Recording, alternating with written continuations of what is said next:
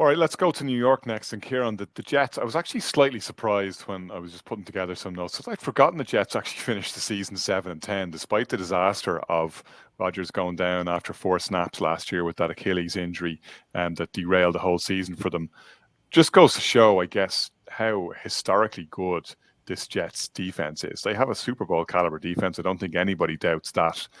How much do they get from the newly repaired, recovered Aaron Rodgers, who will not be running for vice president after all? Led Zeppelin brought a movie out in 1973 called "The Song Remains the Same." Take that at a song called "Everything Changes But You." Even Bob Seger had a song called "Still the Same."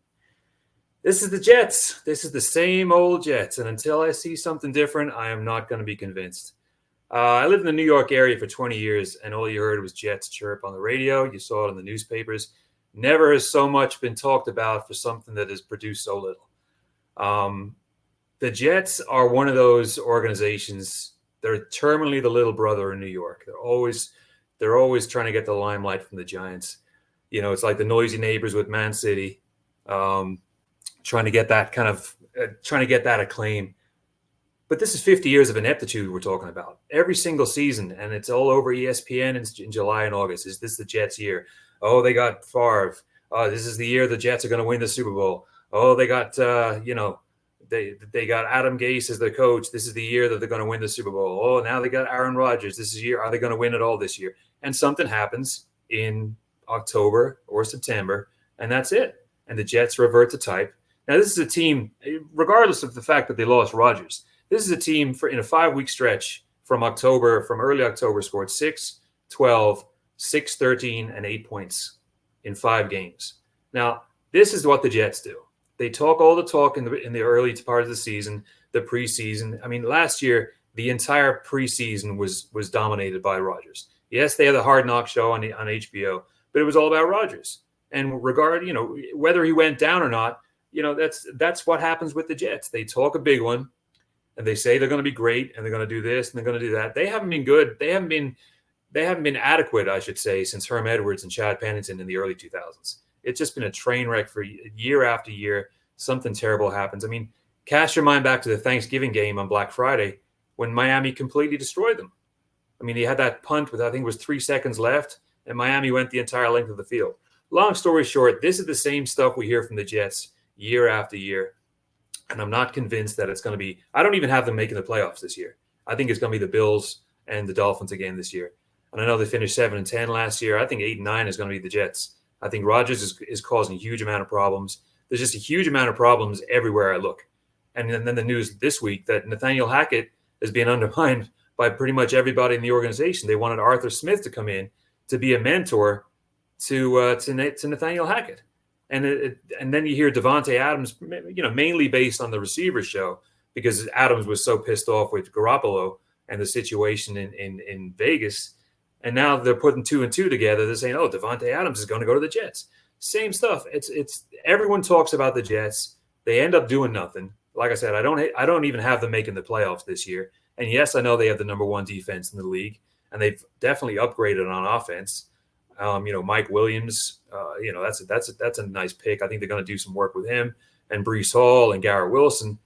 And yes, they got the number 1 defense, but because the defense is going to be on the field, like it was last year. The defense were on the field for 70% of the time, and they got no breaks, and they were getting pissed off in the fragmented locker room again.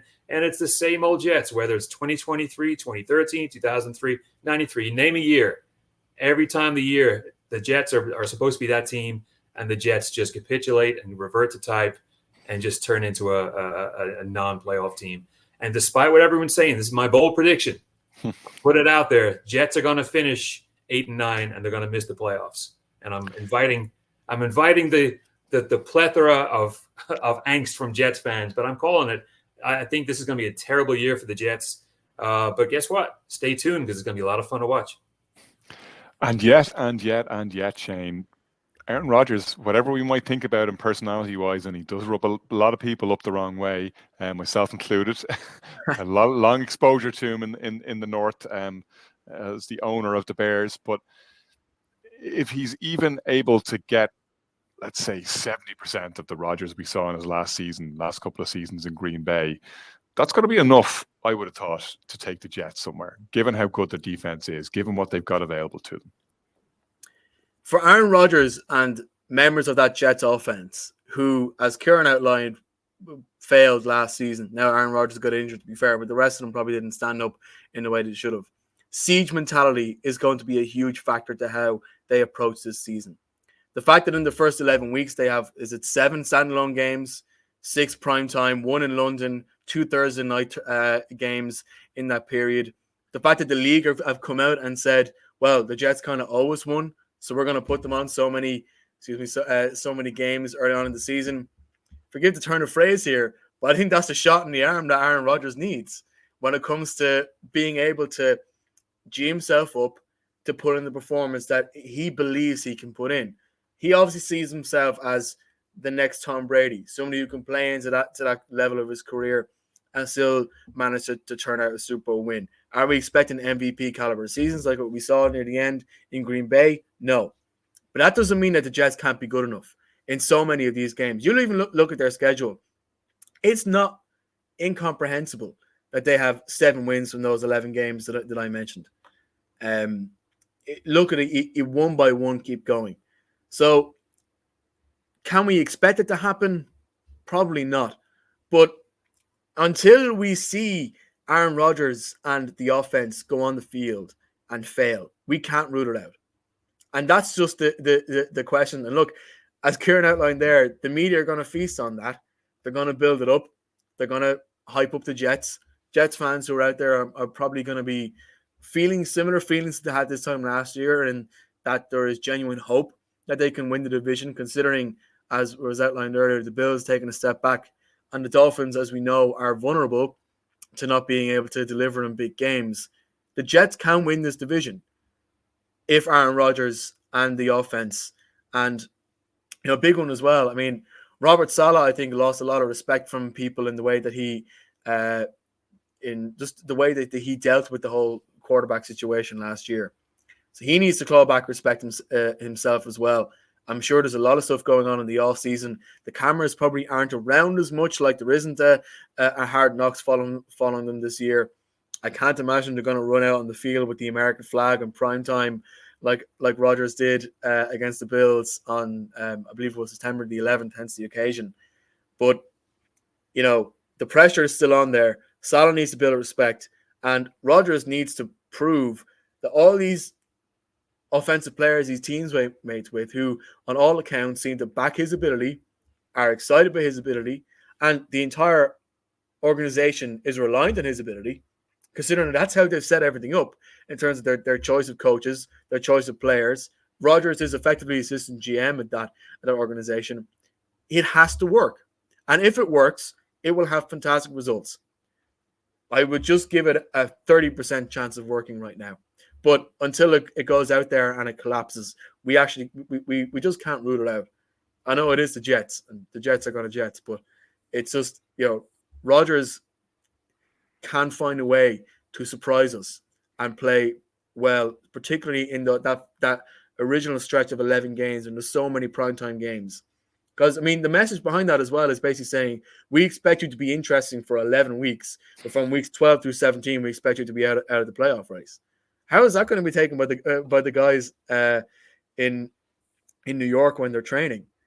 They're going to want to try and prove everybody wrong, and I think the siege mentality around there is going to be really, really crucial, and how they use that siege mentality is going to be really, really crucial in how the Jets turn out this season. It is, as Noel says, Shane, a highly leveraged situation. Like, it really has to be this year. Whatever about last year and the excitement building up to that opening game when it all went horribly wrong. This year, a year removed from an Achilles tendon injury, like if it doesn't come together almost immediately, it's not going to happen, and a lot of people are going to lose their jobs in New York. Yeah, absolutely. Look, I think hearing what the guys are saying, I agree with a lot of what Kieran is saying there. Until you see them do it, you kind of have question marks. But I kind of fell into that trap in the North with the Lions. And for me, even as the Lions were getting better, I was like, no, Lions are going to Lion. But then some season, it just works when enough kind of things go right. So for me, with the Jets this year, you already mentioned that defense. I think that defense is top class. They bring in Hassan Reddick, who I think is an upgrade over Huff. I think if he works out, he's a really, really good player. So we look at that offense, and I think it does rest on the quarterback. If Aaron Rodgers can come out and be, as you say, maybe 70% of that old Aaron Rodgers, he has the weapons around him there to really make something happen.